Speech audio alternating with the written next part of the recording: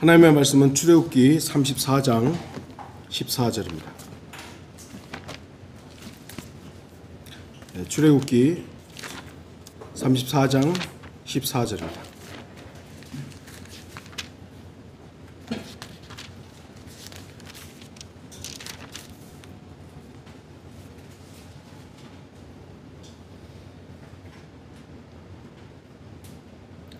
출애굽기 34장 14절 제가 읽겠습니다.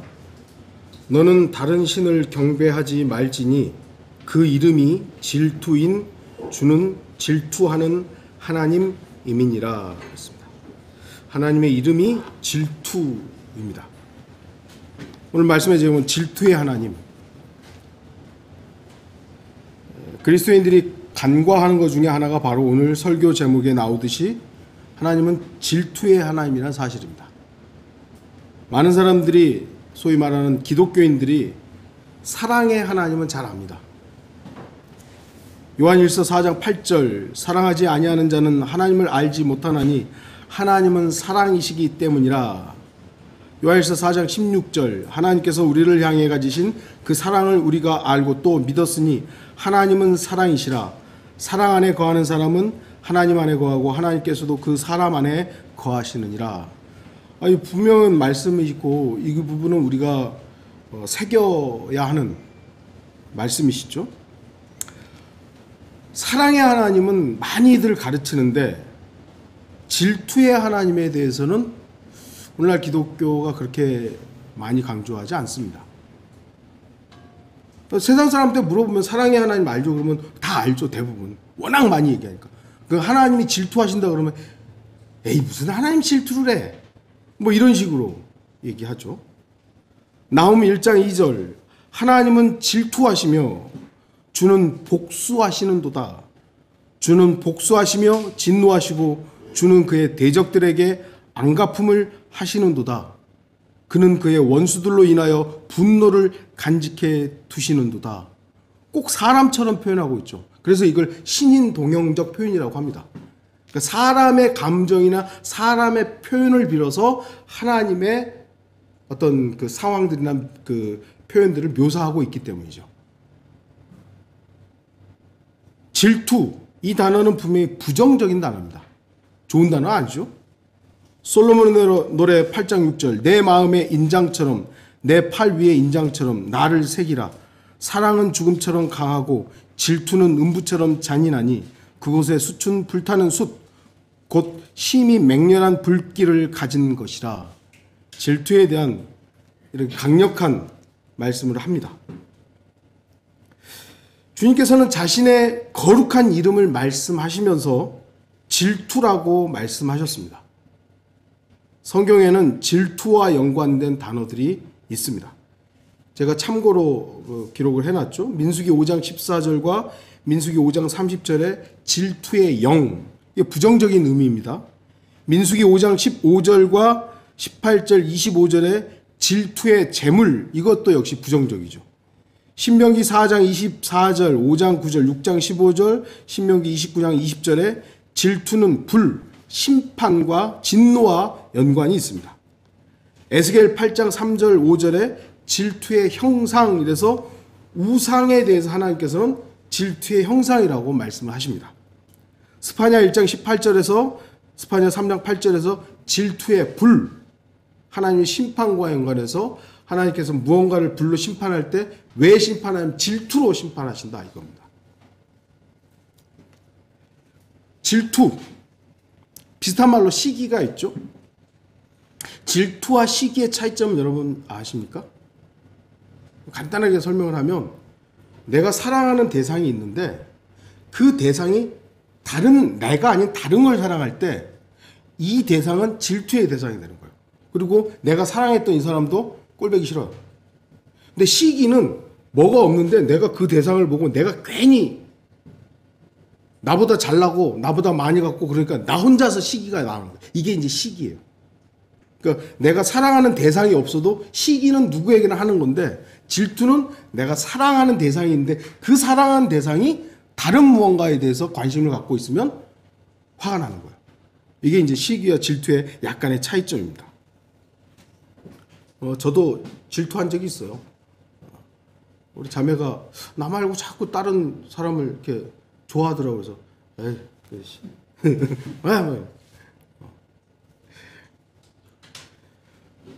사랑해. 그러니까 질투라는 건 어떤 의미에서는 사랑하기 때문에 나타나는 겁니다. 사랑하기 때문에. 하나님께서 이스라엘 백성들을 사랑하기 때문에 질투의 하나님이 되시는 거예요. 질투라고 하면 인격적인 결함으로 생각합니다. 하지만 하나님께서는 질투라는 단어를 자신의 이름에 사용하셨다는 것에 주목을 해야 합니다. 왜냐하면 오직 주 하나님만이 우리의 모든 사랑과 흠모와 존경과 애정을 받기에 합당한 분이기 때문입니다.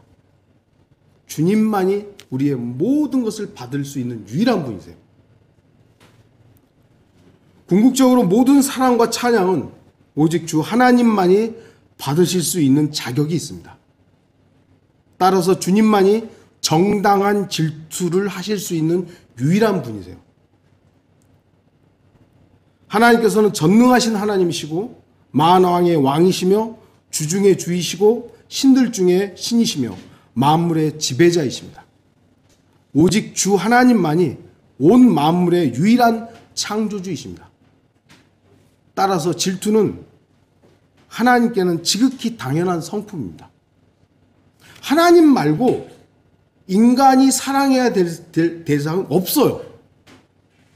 하나님만이 유일한 사랑의 대상이에요. 근데 인간이 하나님 말고 다른 걸 사랑하니까 하나님은 질투하시는 거죠. 그게 하나님의 온당한 정당한 질투인 겁니다.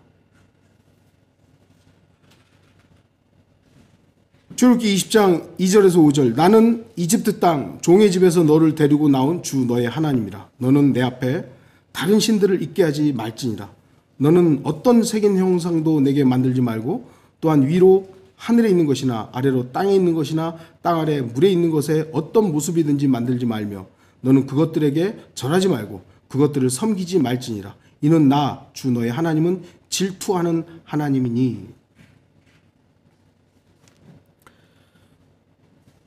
그렇기 때문에 우리는 하나님께서 얼마나 정의롭게 질투하시는지 알아야 됩니다. 하나님이 이렇게 질투하셨다 그러면 그건 정의로운 거예요. 인간들은 질투하면 매 쪼잔하다. 그런 걸 질투를 하냐. 그럴지 모르지만 인간은 질투가 뭐예요? 다 육신적이죠. 그러나 하나님은 하나님이 질투했다면 그건 영적인 겁니다. 하나님의 질투는 정당합니다. 인간의 질투는 육신적이고 자신의 이익이나 욕망의 표출로 나타나지만 오직 주님만이 어떤 왜곡됨 없이 유일하게 온전한 질투를 하실 수 있는 분이십니다. 하나님의 질투는 결점이 없어요. 온전한 겁니다. 다시 말씀드리지만 인간의 질투는 육신적이지만 하나님의 질투는 정당하며 영적입니다. 근데 왜 하나님이 질투하시죠? 아까도 잠깐 말씀드렸지만 간단합니다. 주님께서는 자신의 선택된 백성 이스라엘을 사랑하셨고 그들을 구원하셨고 모든 걸 다해서 보호해 주셨습니다. 근데 이게 이 이스라엘 백성들이 자꾸 딴 데를 한눈을 파네요. 지금은 우리 하나님의 아들들은 그리스도인들, 성도들을 주님 사랑하십니다. 자기 아들을 죽이면서까지 우리를 사랑하셨어요. 그래서 우리가 하나님 말고 딴 한눈 팔면 하나님이 질투하시는데 그 하나님의 질투는 정당한 겁니다. 합당한 거예요.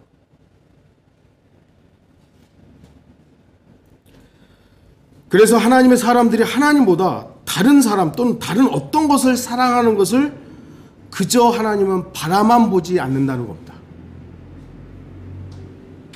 저도 이제 아까도 말해서 자매가 뭐 다른 연예인 하면은 못생겼어. 그 사람 못생겼어. 괜히 모함을 하죠 이제. 저보다 훨씬 더 나은데도. 그래서 못생겼어 그 사람.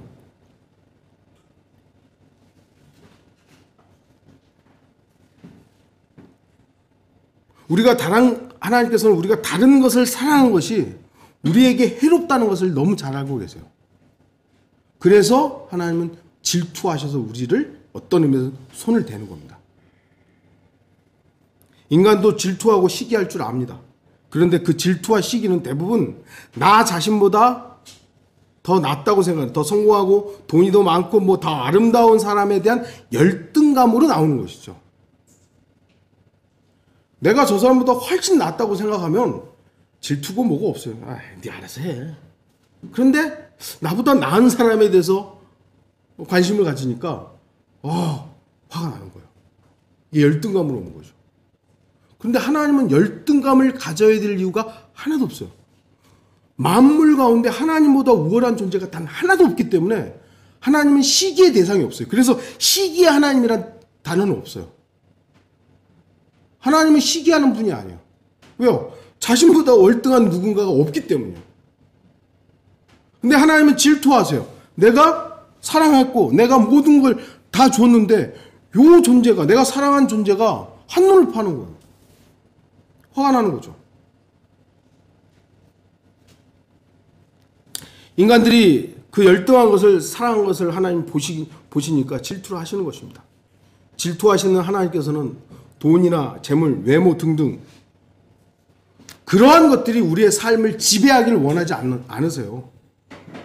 인간들이 지금 대부분 사람들이 무엇의 지배를 받습니까? 결국은 돈이잖아요. 돈의 지배를 받죠. 우리나라 자본주의, 전 세계는 지금 공산주의고 사회주의고 뭐고 다 이제는 자본주의예요. 말만, 정치 체계만 공산주의를 하고 뭘 하고 그렇지. 중국도 자본주의 아니에요. 다 자본이, 모든 것이 자본주의로 지금 통하고 있는 겁니다. 공산주의자들은 원래 자본주의 굉장히 극도로 싫어했거든요. 자본주의는 다 깨부셔야 된다고. 미제국 자본주의 뭐 이랬는데 쥐들이 지금 다 자본주의 하고 있는 거예요. 그래서 하나님께서는 이러한 것들이 우리의 삶을 지배하는 것을, 우리가 거기에 의존하는 것을 싫어하는 겁니다. 한눈 파는 거 싫어하는 겁니다. 왜요? 그런 것들이 우리를 갉아 먹기 때문입니다.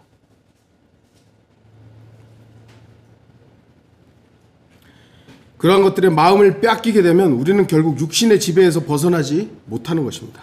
그래서 주님께서는 질투하시고 우리가 사자처럼 울부짖는 이리의 먹이가 되지 않도록 하기 위해 우리에게 정신 차리도록 일깨우시는 것입니다. 자식이 말 안 들을 때 야단치고 어떻게 보면 좀 매질을 한다. 그래도 가능성이 있는 겁니다. 뭐 좀 자녀들 입장에서는 그게 마음이 아프고 좀 힘들지만 그래도 부모가 나를 사랑하는구나. 그걸 아셔야 돼요.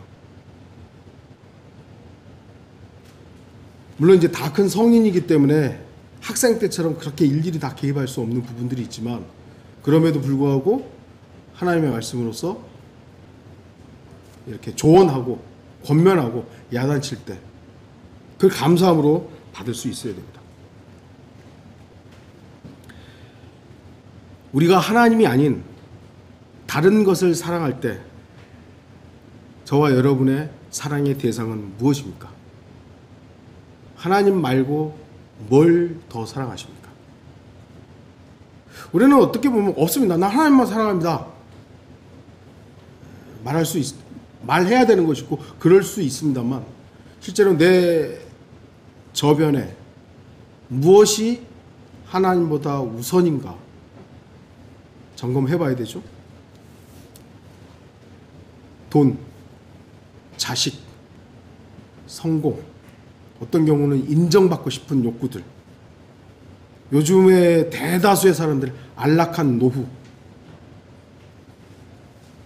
그 어떤 것이든 우리에게 일순간의 유익을 주는 것처럼 보일 수는 있지만 그 어떤 것도 영원한 건 없습니다. 제 친구들도 저한테 그러더라고요. 야, 이제 너도 돈 좀 모아야지. 야, 너 이대로 가다가 노후가 어떻게 될지 몰라. 육신적으로야 생각하면은 좀 불안하죠. 육신적으로. 뭐 모아놓은 돈도 없고. 근데 제가 그걸 계속 붙잡으면 그것이 결국 나를 지배하는 것 아니겠어요? 그게 나의 하나님이 돼버리겠죠? 저는 그런 삶을 살고 싶지 않아요. 하나님이 저를 지배하는 삶을 살고 싶은 거예요. 이게 그냥 저의 뭐 설교자니까 이런 말을 뭐 하는 수도 있겠습니다만, 제가 이런 말을 하는 이유는 제 자신에게 다시 다짐을 하는 것이기도 하고, 여러분에게도 저와는 똑같지는 않지만 우리가 바라봐야 할 것은 노후의 안정된 생활이 아니라는 겁니다. 우리 청년들도 돈 많이 벌어서 안정된 삶을 사는 것, 그것이 여러분의 목표가 되어서는 안 된다는 겁니다.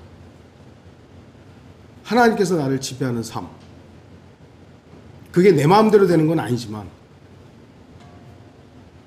그래야 하나님의 질투의 대상이 되지 않아요.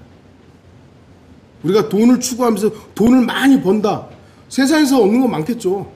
근데 그거 언제까지 가죠? 그거? 언제까지 가죠? 얼마 못 가요.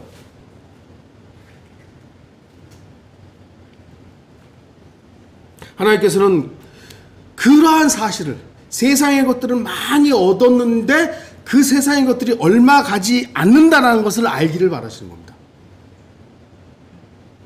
하나님만이 영원하시잖아요.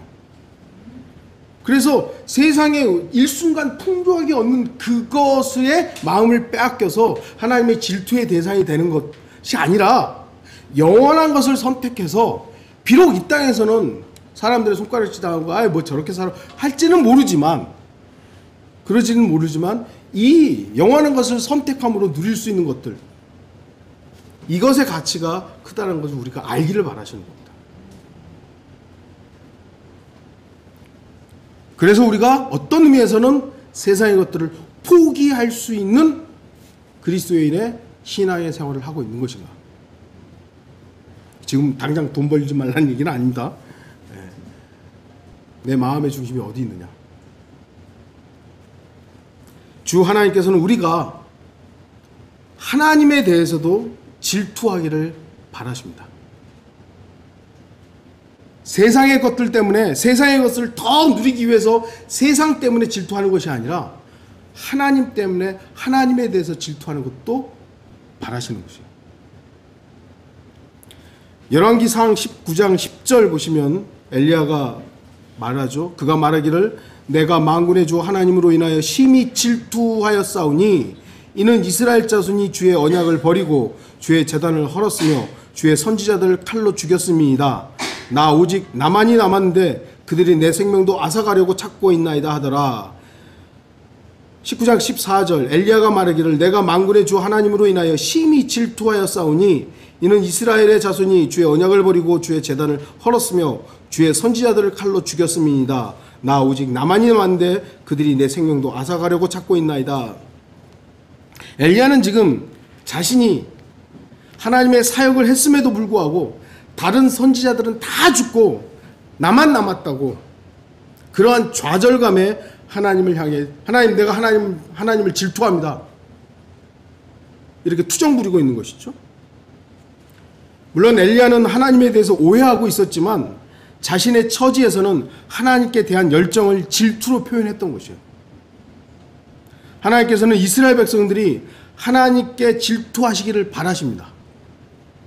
이는 하나님께서 이방인들을 선하게 다루셨을 때 이스라엘 백성들이 그 모습을 보고 그들이 이방인들에게 질투하기를 바라시는 거예요. 하나님이 이방인들은 우상 숭배자들에게 싹 벌하고 막 망하게 해야 되는데 어떤 경우 이스라엘 백성들이 보니까 하나님이 이방인들을 자비롭게 대하는 거예요. 벌 안 하는 거예요. 가만 놔두는 거예요. 그러니까 이스라엘 백성들 입장에서는 저 당연히 지금 벌 받아야 되는데 왜 하나님 벌 안 주세요? 그런 질투를 느낀다는 거죠. 하나님이 그러니까 이스라엘 백성들을 사랑으로 참아야 되는데 이방인들을 사랑하는 것처럼 보이니까 이스라엘 백성 입장에서는 하나님에 대해서 하나님이 왜 다른 이방인을 사랑하시지? 하는 그 질투심, 이거를 하나님이 이스라엘 백성들이 갖기를 바라는 거예요. 마찬가지로 우리도 하나님을, 우리가 하나님만 내가 사랑하는데 하나님이 다른 사람들을 사랑하는 것 같아요. 그러면 우리도 그 부분에 대해서는 하나님에 대해서 하나님 왜 나 말고 다른 사람 사랑하세요? 이런 질투를 하나님께서 우리가 갖기를 바란다는 거죠. 그렇게 함으로 인해서 이스라엘 백성들이 하나님께 더욱 밀착하게 되기 때문입니다. 우리도 하나님을 사랑했다고 사랑하는데 하나님이 다른 뭔가를 인내하시고 뭐 사랑하고 있는 것처럼 보일 때 우리가 하나님 왜 나 말고 다른 사람 사랑하세요? 하는 그 순간 우리는 하나님께 밀착하게 되잖아요. 그래서 하나님은 그러한 질투를 우리가 갖기를 바라신다는 겁니다. 로마서 10장 19절 그러나 내가 말하노니 이스라엘이 알지 못하였느냐 먼저 모세가 말하기를 내가 백성이 아닌 그들로 인하여 너희로 질투하게 하며 어리석은 민족으로 인하여 너희로 진노하게 하리라 하였으며 그랬습니다. 우리는 주 하나님에 대해서 질투할 수 있어야 됩니다. 하나님께서 나 아닌 다른 것들을 사랑하는 것처럼 보일 때 하나님께 질투할 수 있을 정도로 하나님만 사랑해야 합니다. 하나님이 나를 사랑해, 나만 사랑해야 되는데 그런데 하나님이 다른 누군가도 사랑하는 것 같아요. 하나님 저만 사랑해 주세요 하고 하나님 앞에 소위 말하는 아양을 떨 수 있는 그러한 질투심을 하나님이 우리가 갖기를 바라신다는 겁니다.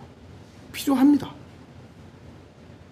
하나님의 사랑이 우리 말고 누구에게 부어질 수 있습니까? 이 시대에. 하나님께서 우리 말고 누구를 사랑합니까? 뭐 그렇다고 꼭 뭐 우리 교회만 하나님 사랑해 이게 아니라 하나님께서 자신의 아들을 피값을 주고 우리를 샀잖아요. 아들과 우리를 맞바꿔 쳤어요. 얼마나 사랑스럽겠습니까? 그리스도인들이. 그래서 우리는 서로 사랑해야 합니다. 이거 잊으면 안 돼요. 나하고 조금 뭐가 좀 안 맞고 생각이 다르고 그럴 수 있지 않나요? 좀 다를 수 있지 않나요? 그런데 핏값을 주고 산 그 사람을 내가 멸시하고 내가 싫어하고 내가 저주하고 이러면 아버지 입장에서는 그 얼마나 가슴 아픈 일입니까?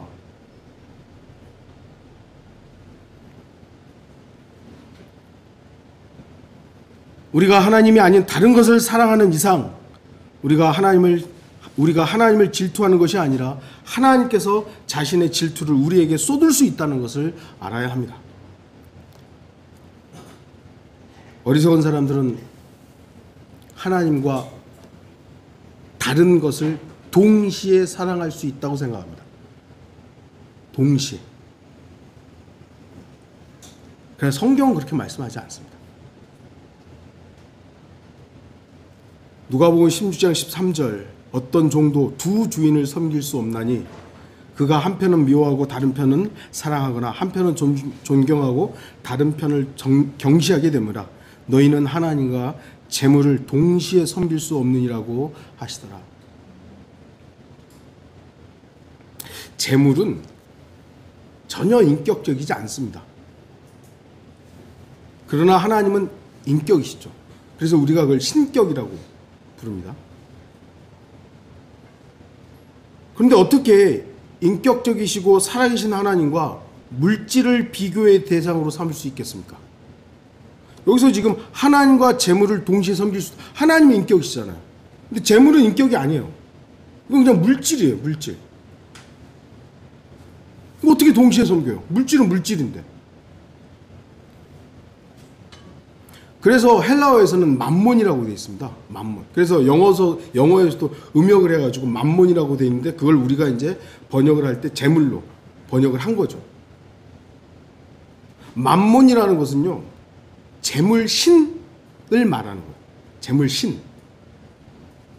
결국 인간이 아무것도 아닌 물질에다가 인격적인 의미를 부여한 겁니다. 부처가 무슨 부처상 있잖아요. 그게 신이에요? 돌덩이지? 근데 사람은 거기에다 인격적인 거 부여했잖아요. 아이고 부처님 하고 있는 거예요. 돌덩이 옆에서. 그 인간이, 어리석은 인간이 그 돌에다가 인격적인 무언가를 의미를 부여해버린 거예요. 신이 되어버린 거죠. 마찬가지로 돈, 뭐 5만원짜리가 10,000원짜리, 뭐 아무, 이거 되는데 거기다가 내가 의미를 부여해버린 거예요. 인격적이 돼버린 거죠. 아이고 돈님이 돼버린 거죠. 만몬이 돼버린 거예요. 아무것도 아닌 것을 마치 살아있는 것으로 대합니다. 돈 자체에는 힘이 없어요. 결국 돈에다가 의미를 부여한 인간들에 의해서 돈의 가치가 달라져 버린 것이죠. 우리가 돈에 힘을 부여하는 한 돈은 막강한 힘과 능력을 갖게 됩니다. 다시 말씀드리지만 돈 필요 없다? 거짓말 치지 말라 그러세요. 돈 필요해요. 그런데 우리가 그 돈을 사랑하는 것이 모든 악의 뿌리라는 것을 잊으면 안 되는 거예요. 우리는 돈을 필요에 의해서 사용해야 되고 돈 벌어야 되고 돈으로 사용해야 되는 거예요. 다시 말씀드리지만 돈을 사랑하는 것. 우리가 돈을 하나님처럼 사랑하는 한 돈은 우리 각자에게 신으로서 지배하게 되는 겁니다. 돈의 지배를 받게 되는 거죠. 부의 뿌리라는 책에 이런 글이 있습니다. 부의 뿌리. 잃는 것에 대한 두려움은 우리가 그 대상과 얼마나 사랑에 빠져 있었는지를 판단하는 잣대가 된다. 여러분이 돈을 사랑한 만큼 돈을 잃어버리는 것에 대해서 의미를 부여하는 거예요. 내가 얼마나 돈을 사랑했느냐가 그 돈을 잃어버릴 때 나타나는 거예요. 돈은 나의 그냥 쓰임이야. 쓰임에 있어서 돈 없어질 수도 있고 생길 수도 있고 이래야 되는데 돈 좀 없어지면 달달달달 아이고 나 망했네. 왜요? 거기다 그만큼 자기가 의미를 부여했기 때문에 돈을 사랑했기 때문이죠. 자크 엘룰이라는 분이 계시는데 이런 말을 합니다. 그러므로 중요한 것은 지금 조금이라도 돈에 대해 집착하거나 돈의 중요성을 부여하는 것을 절대로 정당화해서는 안 된다는 것이다. 그리스도인들은 하나님의 영광을 위해 사용한다는 미명 아래 돈을 사랑하는 것을 정당화하거나 돈을 사랑할 것을 부추기는 이야기를 하지 말아야 하고 선한 목적을 위해 돈을 우러러 받드는 일이 절대로 없어야 한다. 오히려 그 반대로 말해야 한다. 즉 돈에 대한 애착이 우리를 돈과 함께 죽음의 나락으로 곤두박질 치게 한다고 말해야 된다. 돈에 대한 애착을 가진 그리스도인들이 자신의 속마음을 정당화하면서 하는 말들이 있죠. 하나님, 저에게 제가 돈 많이 벌게 하면 하나님을 위해 쓰겠습니다. 아니, 진짜로 그렇게 하는 사람들도 있어요. 근데 그것이 선한 의도로 정말 감사하는 마음으로서 그렇게 말하는 사람들과 내 욕망을 싹 숨기고 하나님 돈 많이 벌게 하면 너 좀 주님을 쓸게요. 이런 것과 다른 것이죠. 우리는 모르잖아요. 하나님은 근데 아시죠. 또 한 존재가 정확하게 알고 있습니다. 마귀가 알고 있죠. 네가 무슨 의미로 그 얘기를 하는지. 제 친구도 지 돈 많이 벌게 좀 기도해달라고 해서 왜? 야, 돈 많이 벌면 교회 건물 하나 세워줄게. 아, 내가 기도 많이 해야 되는데. 그 기도가 안 되더라고, 근데.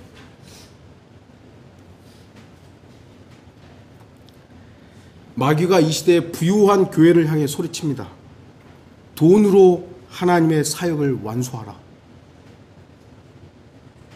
하나님의 사역은 돈과 사람을 필요로 합니다. 그러나 돈과 사람으로 하나님의 사역을 하는 건 아닙니다.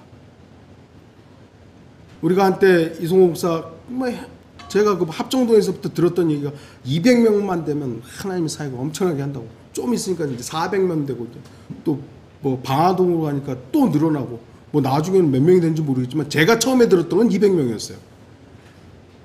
200명 되면 뭘 한다고. 사람으로 하는 거 아니라니까. 물론 다시 말씀드리지만 사람을 필요로 하고 돈도 필요하죠. 그런데 하나님의 사역은 그걸로 하는 게 아니라니까요.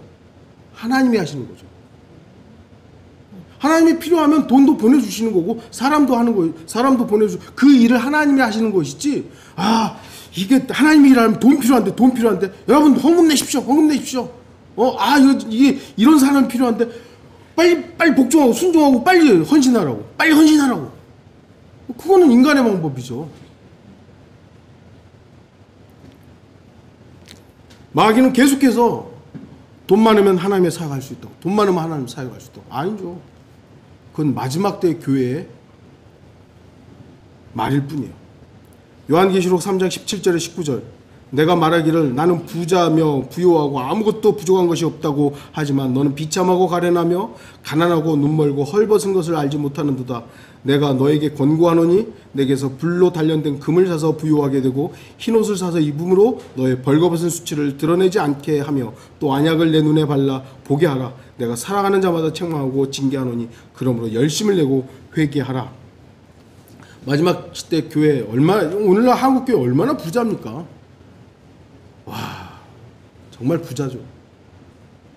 물론 이름 없이 정말 시골에서 가난하게 목회하시는 분들도 계시고 그러지만 또 규모로 보면 세계에서 다섯 손가락 안에 드는 교회들이 다 한국에 있잖아요. 엄청난 부자들입니다. 어느 교회 그 주에 그 헌금 목록을 누가 캡처를 해가지고 올렸는데 무슨 교회인지는 모르겠어. 한 주에 10억이 헌금이 되더라고. 10억. 와, 한 주에. 그러면은 근데 그 돈이 다 어디다 쓰일까요? 도대체 그 돈이 어디다 쓰일까요? 저는 굉장히 궁금하긴 하더라고요. 그래서 부자하고 가난 막 이렇게 부유한데 그래서 뭐 어쨌냐고요.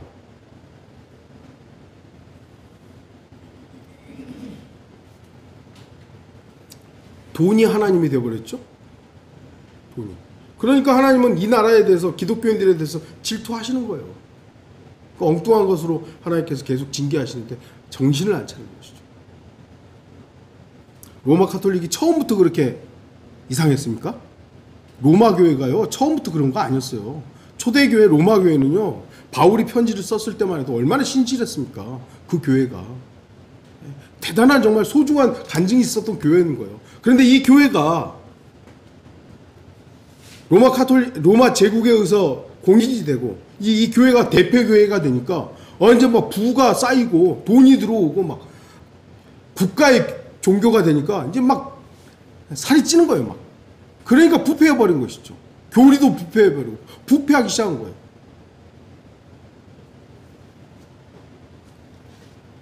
그러니까 하나님으로부터 눈이 돈으로 가고 종교로 가버리니까 이상해졌던 것이죠.